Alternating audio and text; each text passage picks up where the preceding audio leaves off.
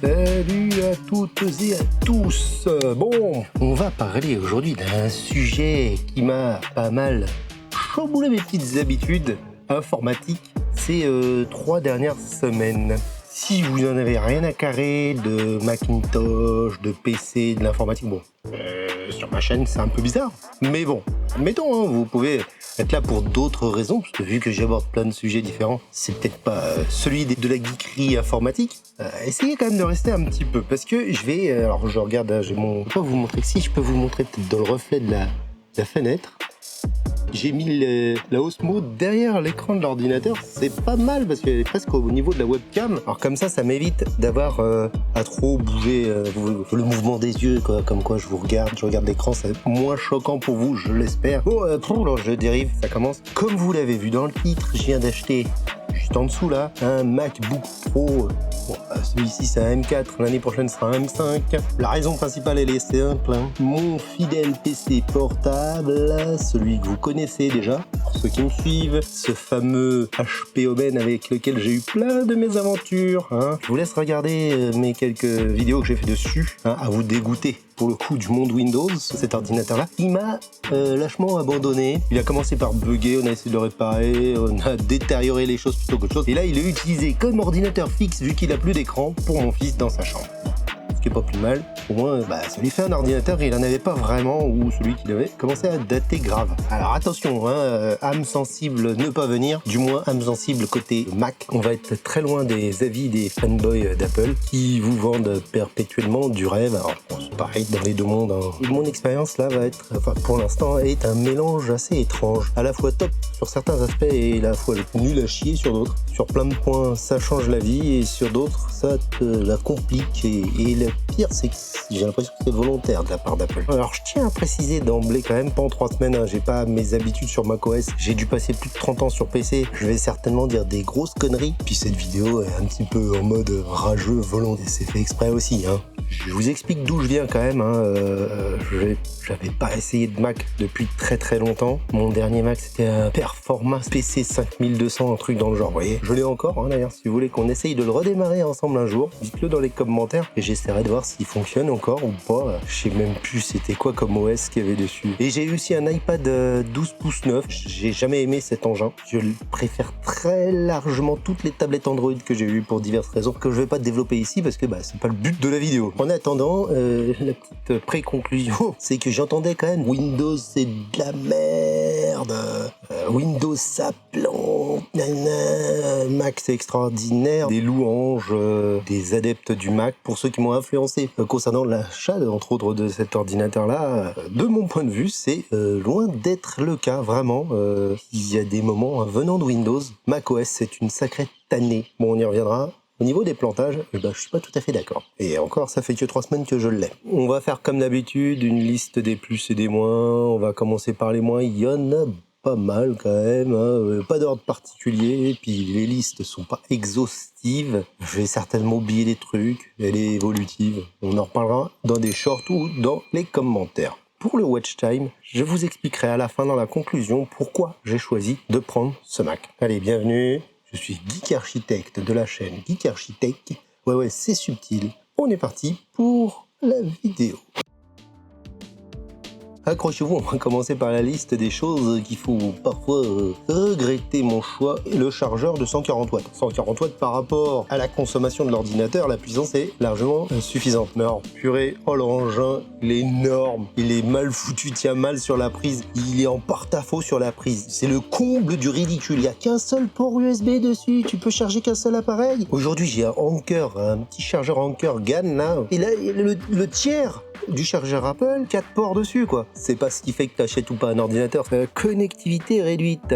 Je trouve que au niveau connectivité, bon, ça va, mais c'est pas non plus le pied quoi. Il y a pas de port USB-A. Oui, c'est dépassé les USB type A, mais mine de rien toutes les souris USB qui ou un dongle, il est en USB-A. Alors faut mettre un adaptateur dégueulasse, c'est vraiment débile. Il y a très peu de souris en USB type C. Donc un USB type A, un seul au moins, ça aurait été quand même pratique. On va parler un peu de l'OS et de l'interface utilisateur. Sur les petites icônes là en haut, tu passes ta souris. Il n'y a pas d'indication de ce que c'est quand on survole. C'est quand même vachement dommage. Faut cliquer dessus pour avoir des détails. Sur Windows, il y a toujours une info bulle, un petit truc, quand on survole quelque chose. Là, il y a plein de trucs, on les survole, il y a que dalle qui s'affiche. Et alors, moi je trouve, n'étant pas tellement habitué, je trouve que l'OS peut devenir un bordel de fenêtres, tu sais plus où t'en es. Je préfère largement la gestion des fenêtres et du multitâche de Windows. Je trouve que c'est beaucoup plus clair, beaucoup plus efficace, quoi. Pour moi, c'est pas abouti. Évidemment, il y a des gens qui vont pas être d'accord avec moi. Il y a un point sur lequel, bon, tu me diras, c'est pareil chez Windows, l'App Store. Bah en fait ils auraient carrément pu le supprimer sur macOS, autant il est effectivement forcément ultra utile sur iPadOS et sur iOS. Sur macOS il a zéro intérêt le truc. Il y a très peu d'applications, genre Netflix ça y est pas, Facebook ça y est pas, il y a aucune application Google, même pas Google Photos, même pas Google Drive, il ne sert quasiment à rien. Bon, je suis pas du tout fan du système d'application d'ailleurs, et des fois il est différent, des fois il faut déplacer l'application dans un sorte de dossier, faire un glisser-déposer. macOS adore les glisser-déposer, il faut s'y faire. Ça, moi, j'ai rien contre. Et il y a des fois, faut, comme sur Windows, double-cliquer sur l'application pour que ça s'installe. La procédure est un petit peu différente. Puis il y a plein de validations sur validation. Bon, tu me diras, c'est un peu le cas aussi sur Windows. Autre chose, alors, je crois que sur Windows, maintenant, c'est faisable. On peut quasiment tout désinstaller. Bah, sur Mac, on ne peut pas. Sachant qu'en plus, on peut pas ajouter de SSD. On y reviendra. Et que le stockage, il coûte plus que mes deux bras. On peut pas désinstaller leurs applications. Alors, ça ferait pas grand-chose. On est bien d'accord, mais toutes les applications inutiles d'origine, moi j'aime bien avoir un truc épuré, bah non, sur Mac, pourtant qui est le grand adepte de la simplicité, de l'épure, bah tu parles, l'épure, on peut pas enlever les applications qu'on a envie. Très chiant, moi je trouve, perso. Après il y a la désinstallation aussi. Faut mettre un plugin pour pouvoir désinstaller correctement les applications. Ouais. Sur Windows, j'ai aussi un plugin qui me permet de mieux désinstaller les applications. Un truc de dingue, la logique illogique macOS. Quand tu quittes une application, bah tu quittes pas une application. Ça fait exactement là, en fait, appuyer sur le bouton rouge, ça fait la même chose que cliquer sur le bouton jaune. Pour quitter, il faut faire commande Q. À ce moment-là, il fallait juste mettre deux boutons, un vert et un orange, il n'y a pas besoin des trois. Incompréhensible. Je sais pas moi, quand j'appuie sur le bouton rouge, je veux que ça quitte. Je veux pas avoir à faire commande Q. Il y a des moments dans le Finder, alors Finder c'est l'équivalent du gestionnaire de fichiers de Windows, pour simplifier, on peut pas faire de sélection multiple en fonction de certaines vues. Il y a des vues dans lesquelles on peut sélectionner plusieurs trucs, mais d'autres on peut pas. Ben oui, c'est plus simple comme ça, c'est plus simple. Des logiques de simplification qui font rendre les choses plus compliquées. Il y a l'histoire du couper-coller. C'est pas couper-coller, faut faire les choses différemment. Donc c'est pas couper, déplacer. C'est copier, déplacement. Faut appuyer sur plein de touches à la fois. Option, commande V pour faire déplacer. Non mais juste ça, 3 touches. Faut s'y habituer après. Mais bon, combinaison de touches. Il y a un truc, moi je sais pas, mais il y a des moments, tu cherches dans quelle application. Je suis dans Safari ou je suis dans Firefox. Quand tu es dans deux navigateurs, c'est pratiquement tout écrit pareil. Il n'y a pas de différence visuelle, tu sais pas. C'est beau, c'est simplifié, mais ça manque de clarté, je trouve. Encore un truc, vous allez le voir, je vais le dire plein de fois, il faut un plugin pour ça. Pas de gestionnaire de presse-papier, ça fait quand même un bout de temps que Windows a intégré un gestionnaire de presse-papier. T'es content d'avoir l'historique du texte dans ton presse-papier. C'est quand même vachement pratique. Les pilotes, si j'ai bien compris quand même, Mac et les anciens systèmes sont pas copains. Faut avouer que Windows, moi j'arrive à faire fonctionner des trucs très vieux. Mac apparemment, au bout de quelques années, c'est devient compliqué. Donc mon imprimante, mon scanner fonctionne nickel sur Windows. J'ai bien galéré et j'ai fini par trouver comment scanner sur Macintosh. Bon, c'était pas facile. Alors il y a une fonction commande tab. Et là tu te dis, oh c'est bien, on peut basculer d'application en application. Vous voyez? Bah non, ça ne marche pas. Donc on appuie sur commande et on appuie sur tab. Oh super, regardez. Beau. Et là, tu te dis, tiens, je veux aller dans Safari. Oui, alors Safari est tout en bas, je sais pas pourquoi. Ça va dans Safari, très bien. Je fais commande tab Firefox, ça ouvre Firefox, c'est cool. TextEdit, ça ne l'ouvre pas. Pourquoi? Parce qu'en fait, j'ai pas ouvert TextEdit. Là, ça aperçu, j'y ai pas été. Ça me le propose, mais ça me bascule pas du tout dedans. Là, par exemple, je n'ai pas été dans Home Assistant, mais il me le propose. Je ne vais pas dans Home Assistant. Par contre, si j'ouvre Home Assistant, j'aurais fait Home Assistant avec ça. Là, je fais tab. Alors, non, alors c'est pire que ça. Faut carrément que la fenêtre soit ouverte. Du coup, je vais pouvoir y aller. Oh là, n'importe quoi. Tu veux connecter ton téléphone Android sur ton Mac? Eh ben ça ne marche pas. Enfin moi du moins avec le mien ça ne marche pas. J'étais obligé d'installer une application, un plugin payant bien sûr. Alors il y a une version gratuite. Si tu veux écrire faut payer. Ah, c'est encore une manœuvre d'Apple hein, pour obliger les utilisateurs à acheter des iPhones. Bon, là, c'est l'un des rares reproches que j'ai à faire au matériel. Il prend les traces de doigts. Ça, c'est un petit peu embêtant que ce soit le clavier, le métal qui est superbe, hein, on va pas se le cacher, le pavé tactile, tout ça. Il prend les traces de doigts, c'est fatigant. Les petites grilles, là, les petits haut-parleurs, il est beau. Mais putain, il y a des micro-trucs qui se mettent dedans, ils se bouchent, c'est fatigant. Puis à nettoyer, ça laisse tomber, c'est une galère pas possible. Un point, stabilité et plantage. Vous me croyez pas? Je vous en mets un petit extrait. J'étais en train d'ouvrir notre station, et voilà, regardez. J'ai un icône qui se balade tout seul. Hein, oh, qu'est-ce que c'est stable, Mac OS. Mais franchement... Mais il faut quand même redémarrer le truc, parce que ce sera le seul moyen que je vais trouver pour pouvoir peut-être quitter. Globalement, j'ai eu plus de petits blocages et de bugs en 3 semaines que sur Windows en 1 an. Vous prenez comme vous voulez, mais chez moi, mon Windows, il est stable, et puis ça fait quelques années qu'il est stable, hein, je dirais. Depuis Windows 7, c'est mieux, mais alors les 2 derniers, là, Windows 10, Windows 11, là, j'ai plus de plantage, moi, sur Windows. J'ai eu un plantage aussi avec des vidéos qui ne voulaient pas se lire sur le disque dur externe exFAT, hein, pourtant exFAT, ça fonctionne très bien sur Mac, il voulait pas, ça faisait planter le Finder, ça faisait planter les vidéos, ça faisait tout planter. J'étais obligé de redémarrer le PC même plusieurs fois. Bon, là c'est réglé maintenant, c'est disparu. Ceux qui me disent il n'y a pas de plantage sur Mac, fouillard, je sais pas vrai. On va parler des sujets qui fâchent tout le monde, hein. Extension de mémoire et stockage, bah il y en a pas. Tout simplement, tu peux pas augmenter ta RAM et tu peux pas augmenter ta mémoire type SSD quoi. La mémoire unifiée, elle est bien gérée. Mac consomme beaucoup moins de RAM sur un Mac que sur un PC, c'est-à-dire que effectivement 16 Go sur un PC, c'est bon, aujourd'hui je conseillerais plutôt minimum 32, sauf pour faire que de la bureautique, mais quand tu veux commencer à faire un peu de vidéo, des choses comme ça, je conseille sur PC vraiment 32, sur Mac 16 c'est vraiment déjà bien. Là je crois que j'ai 24, donc c'est bien, ça me suffit vraiment largement par rapport à mon usage en plus. Mais alors le prix du stockage c'est abusé, et surtout que tu peux pas l'étendre sur PC. Quand tu achètes un ordinateur portable, la plupart du temps, si tu as un 16 Go, tu peux rajouter une deuxième barrette de 16 Go, passe à 32, y compris pour les NVMe, pour le stockage. Le SSD, il est soudé pour être plus rapide, soi-disant. Bon, c'est un petit peu faux, parce qu'on trouve des SSD aussi rapides que ce qu'ils fournissent. Pourquoi ne pas mettre quand même un slot SSD pour mettre un SSD classique? Même sur PS5, c'est possible. Ça, je l'ai déjà dit plein de fois. Les plugins, il y a des trucs, c'est vraiment méga pingre de la part d'Apple. Le NTFS, le fait de pouvoir lire le NTFS mais de ne pas pouvoir écrire en NTFS.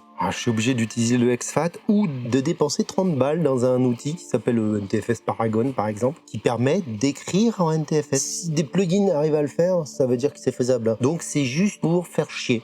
La batterie, si tu veux gérer correctement la batterie, alors c'est peut-être le cas sur les prochaines versions, j'en sais rien, mais si tu veux vraiment le truc de base aujourd'hui sur tout appareil, même le moindre téléphone aujourd'hui, tu peux brider la charge à 80%. Non, tu ne peux pas.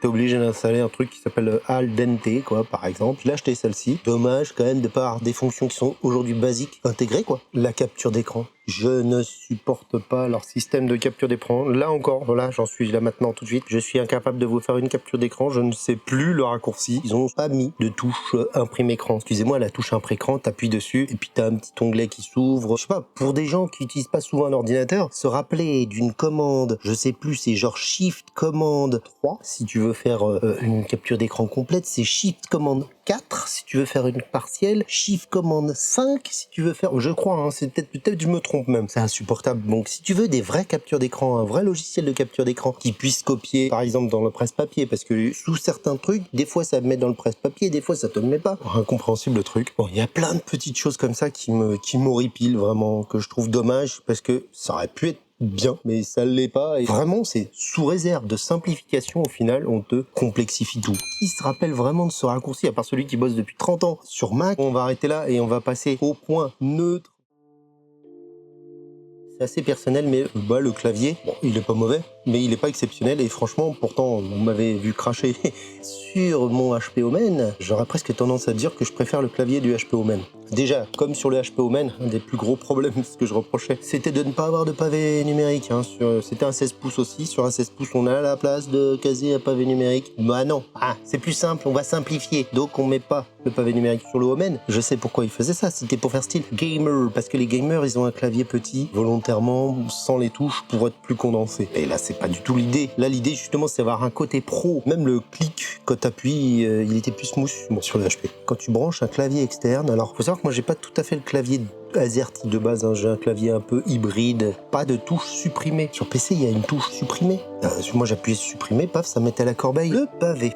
C'est un clic par retour haptique et on a vraiment l'impression de cliquer, c'est complètement dingue. Et on peut donc choisir la force qu'il faut appliquer. Ça fonctionne en finale bien parce que j'ai réussi à virer le clic complet parce que moi j'aime bien juste effleurer et tapoter. Donc on peut le faire, c'est un paramétrage. Les gestes, franchement, ils sont fluides, ils sont intuitifs. On s'y fait vraiment, il n'y a pas de problème. Par contre, quand on branche une souris, c'est gonflant parce qu'il faut inverser le trackpad quand vous allez vers le haut. Ça fait monter vers le haut. Mais par contre, la souris, quand vous allez vers le haut, ça fait l'inverse d'une souris classique. Et ça, c'est assez gênant. Alors c'est un paramétrage, mais c'est pareil, ça aurait été bien que le paramètre soit automatique et quand vous branchez une souris, dire tac, on inverse la molette parce que faut le faire manuellement. Le design, alors je déteste cette encoche ignoble et dégueulasse. J'aurais préféré pas du tout de caméra à la limite, franchement.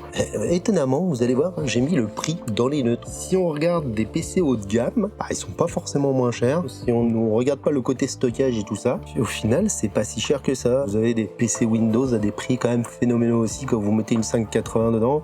Moins d'applications, moins de jeux. Alors ça c'est un fait, hein. Pour l'instant ça ne me dérange pas. Au bout de 3 semaines d'usage, ça m'a pas gêné. Je suis pas joueur. Pour ceux qui sont joueurs, c'est sûr que là c'est pas la bonne plateforme. J'ai des trucs qui sont lents. Donc je l'ai mis dans neutre parce que je sais pas trop pourquoi c'est lent. J'ai l'ouverture de Facebook sur n'importe quel navigateur par exemple, c'est super lent. De temps en temps, alors je sais pas si c'est un réglage, c'est pour ça que je l'ai mis en neutre. Le dock, je vais en bas et puis le dock il met 3 plombes à s'ouvrir des fois là c'est bien. Puis des fois il veut pas s'ouvrir, il bloque, il s'ouvre pas, je sais pas pourquoi.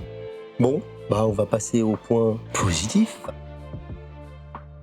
Il y a des moments, c'est vraiment trop bien. Au matériel, vraiment au top. La qualité de finition, la qualité de fabrication, les matériaux, les composants, enfin franchement, pour le coup, j'aime la simplicité et on voit pas les ventilations par exemple, je trouve ça génial. Il est relativement léger, c'est pas le plus léger. Côté matos, je veux pas y passer des plombs, il est superbe. Un des points, mais on se rend pas compte, pas de chauffe. Il reste froid là, fait 27 degrés, il chauffe pas. Il reste froid. C'est un confort mais monstrueux quand vous êtes dans votre canapé, souvent sur Windows, avec une carte graphique et tout. Vous le mettez sur vos genoux, vous avez peur qu'il s'enflamme le truc à un moment. Vous avez peur d'enflammer vos genoux et vous avez peur d'abîmer le matériel. Vous vous dites, si je le pose sur les genoux, il va moins bien respirer. Lui, c'est pas compliqué. Il chauffe pas. T'as pas peur qu'il s'étouffe, t'as pas peur qu'il surchauffe. Franchement, génial. Il est silencieux. Wow. Même en lançant des rendus, je crois pas avoir entendu les ventilos se mettre en route. C'est pareil, c'est encore un confort phénoménal aussi ça. Quand vous venez d'un PC qui, dès que vous faites le moindre truc, qui se met à souffler digne d'un avion au décollage, c'est le jour et la nuit. Vraiment le jour et la nuit. L'autonomie, ça pareil, au top, hein, vraiment. Alors, attention, les gens, ils exagèrent énormément. Les gens, ils vont vous dire, oui, tiens, 18 heures. Oui, bon, tiens, 18 heures, si tu éteins l'écran quasiment, sous des conditions quand même vachement particulières. Moi, je pense qu'il peut tenir 8-10 heures, grand maximum. Je suis branché avec ma batterie Anker, là. Elle me rajoute 8 heures, 7 à 8 heures d'autonomie en plus. Ça, c'est un truc de fou. C'est vraiment un confort phénoménal dans le sens où je peux juste partir avec cette petite batterie si jamais il n'est pas chargé à fond. Et si il est chargé à 80%, tu peux ne pas prendre de chargeur. T'as pas besoin de t'encombrer de leur chargeur ignoble là au passage. Tu sais que si t'as 3 heures devant toi, tu vas les faire. Alors on y est, un pas de baisse sensible de performance sur batterie. Oui, ça c'est vraiment effectivement encore le jour et la nuit avec un PC. Mais je ressens pas de différence de performance en fonction que je sois sur la batterie ou pas sur la batterie. C'est la même chose. Ça c'est vraiment extra. Il y a un truc que j'aime bien, je l'utilise pas non plus hyper souvent, c'est la petite loupe de recherche là. C'est vrai que la recherche sur Windows, je la trouve vraiment globalement pas terrible du tout. Il y a étonnamment, alors je m'y attendais pas du tout parce que sur Windows je déteste Edge. Moi j'utilise Firefox depuis des années. Safari, franchement, pour les recherches de base, je l'utilise vraiment beaucoup. J'arrive à trouver un usage pour Safari, un usage pour Firefox en fonction de ce que j'ai à faire. Le seul gros problème de Safari, c'est qu'il n'existe pas sur Windows. Ça aurait été tellement pratique. L'application Mail aussi, un peu comme Safari, en usage basique, franchement, c'est des applications, elles font le taf. J'ai pas eu la sensation, le besoin d'installer autre chose. Voilà. Un autre point, ne jamais éteindre son ordinateur, c'est tellement pratique. Ça rend le truc tellement utile. Mon ancien ordinateur Windows, je pouvais le mettre en veille prolongée. Bon, le problème, c'est qu'au bout d'une semaine, je retrouvais la batterie à 0%. Il avait fini par se vider. Là, faut pas déconner, il perd aussi de la batterie, hein, mais beaucoup moins que sur Windows. Bah, ton truc, il est éteint, tu fais « Ah, j'ai une recherche à faire ». Tu ouvres, c'est démarré. Point positif, le Touch ID, qui est quand même vachement pratique, qui n'existe pas sur les Windows. J'ai rarement vu si c'est exceptionnel sur certains PC Pro. C'est dommage qu'il n'y ait pas de simplement reconnaissance faciale aussi, hein, mais ça ne me manque pas. Sur Windows, je ne l'ai pas non plus, donc bon. Un autre avantage, alors c'est du oui-dire, il y a soi-disant moins de virus. Honnêtement, j'ai jamais eu de problème de virus sur PC non plus. C'est un plus, soi-disant il y a moins de virus. Tant mieux. L'écran, il est très bon. Autant je disais tout à l'heure que l'écran de l'iPad il était nul. Là j'avoue que les noirs sont vraiment très profonds. La qualité d'image est vraiment très propre. Bon, le petit défaut, je vais faire mon relou, mais il est quand même là. Par exemple, il y a beaucoup de lumière, tout, je l'utilise sans problème. Il y a des petits moments où j'aimerais bien un petit poil plus de luminosité, mais c'est quand même l'ordinateur que je trouve le plus utilisable que de ceux que j'ai eu en extérieur. Et visiblement, les mises à jour ont l'air moins chiantes que sur Windows. Tu sais, tu veux quitter le taf, et puis là, l'ordinateur dit « Windows fait les mises à jour, veuillez attendre avant d'être... » Un truc qui m'a impressionné. Ça, d'ailleurs, j'entends assez rarement les gens en parler. Les vitesses de transfert entre mon SSD ou même mon téléphone portable avec le petit plugin, vous savez, c'est quasi instantané les copies. Quoi, c'est un truc de fou. Enfin, dans tous les cas, leur SSD interne, il est vraiment rapide. Touch ID, on l'a dit. Le son est vraiment très bon. Ça, je vais pas le dire, surtout pour un ordinateur portable. Je vais pas vous dire l'inverse, il est vraiment très très bon. Le son est vraiment très bon. Ça, je vais pas le dire, surtout pour un ordinateur portable. Je vais pas vous dire l'inverse, il est vraiment très très bon. Maintenant, il y a certains qui sont là. Il y a même des basses. Non mais. Maintenant, il y a certains qui sont là. Il y a même des basses. Non mais. Ou alors t'aimes pas les basses quoi. Mais il faut choisir. Il y a pas de basse. Mais pour un usage courant, le son est vraiment largement au-dessus des ordinateurs que j'ai connus jusqu'ici. Le MagSafe, oui, mais c'est bien pratique ce truc. C'est effectivement quand t'as le câble qui se balade, que l'ordinateur est sur la table basse et que du coup quelqu'un arrache le câble et qui se détache automatiquement sans tout arracher et tout faire tomber. T'es bien content, c'est vraiment pas mal. J'aime bien la petite LED aussi qui est bien pratique pour savoir si la charge fonctionne, si ça fonctionne pas. C'est visuel, ça marche tout de suite, tu t'en fous du sens. Ouais, c'est un très très bon truc. Bon la puissance, c'est un peu particulier dans le sens où je recherche pas forcément un ordinateur ultra puissant. Ce que je voulais c'est qu'il soit fluide dans l'usage que j'en fais, c'est-à-dire montage vidéo sous DaVinci Resolve principalement à l'heure actuelle. J'aurais tendance à dire que ça marche mieux que sur PC, effectivement, même avec une 4070. C'est quand même plus fluide, la lecture se fait mieux. Il est rendu, je m'attendais à ce que ce soit un petit peu plus lent que sur mon PC, et au final non, c'est même un poil plus rapide qu'avec ma 4070. Ah non, c'est une 3070 que j'ai sur mon PC, donc faudra que j'essaye sur la 4070 pour voir. Voilà, il y a beaucoup de points négatifs, ils sont pas forts, enfin ils sont relous, mais les points positifs, ils sont quand même bien positifs, quoi. C'est des gros points positifs, vous voyez. Bon allez, on va faire la conclusion, parce qu'à un moment, faut s'arrêter. Alors, répondons à la question du début. Bah oui, je vous ai fait attendre jusque-là. Pourquoi, après 30 ans passés de PC à Mac? Bah déjà, première chose, je me suis laissé influencer par les influenceurs, en particulier ceux qui font monteur ou vidéaste, et qui disent travailler sur Mac et que Mac est extraordinaire. Souvent eux qui étaient là, oh là là, formidable, quelle puissance. Ils en font des tonnes, ils exagèrent énormément. Et puis pour ceux qui souvent disent des gros soucis avec Premiere sur Windows, j'ai envie de leur donner un conseil. Passez sur DaVinci Resolve. J'avais pratiquement aucun problème sur DaVinci Resolve et Windows. Donc bon, après ces années sur PC, il y a aussi une petite envie de découvrir d'autres choses. Ah oui, ouais, toujours PC, se monter des PC. J'ai un petit peu fait le tour, donc il y a cette envie aussi de sortir un peu de ma zone de confort. C'est un peu illogique par rapport à mon petit coup de gueule, un petit peu côté je suis très râleur. Par contre, il y a des choses qui sont vraiment influencé ce choix, c'est la promesse de l'autonomie, de pas sortir avec un fil à la patte. Je ne suis pas joueur, je vous pas rêver si vous voulez jouer, et dans certains cas, une RTX 5080 ou 5090 ou même 4080, le Mac là-dessus va pas faire long feu avec une vraie carte graphique, sur pas mal d'usages. Sachant que voilà, je n'utilise pratiquement plus que Resolve, Photoshop. Le but était un gros remplacement. On n'est pas parti pour un petit switch, entre guillemets. Le but, c'est de remplacer mon PC fixe. Pour plusieurs raisons aussi. C'est-à-dire que j'adore les PC fixes. Je préfère les PC fixes globalement. Il y en a quand même plus de puissance. J'adore les PC fixes. Je vais pas le cacher non plus. Mais là, c'est vrai que j'ai un ordinateur. Je l'utilise dehors sans aucun souci. Je l'utilise dans mon canapé sans aucun souci. Et j'ai besoin d'avoir le confort du PC fixe. Je pose cet ordinateur, je le mets sur le dock et j'utilise comme mon PC fixe. Au final, bon, ça c'est aussi sachant que mes usages ont changé, comme je vous disais, j'ai pas besoin de 3ds Max ou de choses comme ça. Je plus de rendu 3D, j'utilise plus V-Ray. Donc voilà, c'est quand même vachement bien. Je garde une puissance largement suffisante en usage fixe. Et c'est pareil, hein, c'est encore un confort vraiment important d'avoir un seul appareil. En gros, je l'ai choisi pour tous ses points positifs, hein, la liste des points positifs. Les négatifs, il y en a certains, je m'y attendais, je savais qu'il y en aurait. Il y en a certains, je les découvre et je les regrette quand même. Hein, voilà. La plupart de ces points négatifs ou même neutres, ils sont bien zappés par les influenceurs qui vous disent que c'est formidable. Le tout noir, tout blanc, ça n'existe pas. Dans tous les cas, je n'irais pas non plus dire que macOS est meilleur que Windows. Ça, c'est d'ailleurs, vous l'avez bien compris, je suis pas du tout d'accord. Puis à l'heure actuelle, je préfère de loin Windows, hein, d'où le titre un peu putaclic de la vidéo. Ils sont différents, faut s'y habituer. Les deux systèmes peuvent être des sacrées usines à gaz, on va pas dire un Windows. Putain, il est chiant avec sa moto de merde là. C'est le côté rageuse. Globalement, je trouve quand même Windows très mature. Et au final, j'ai quand même plus de facilité. Je le trouve plus simple. Je vais être un peu dur, mais il y a des moments, macOS, j'ai l'impression que c'est un logiciel en version bêta, pas terminé. Vraiment.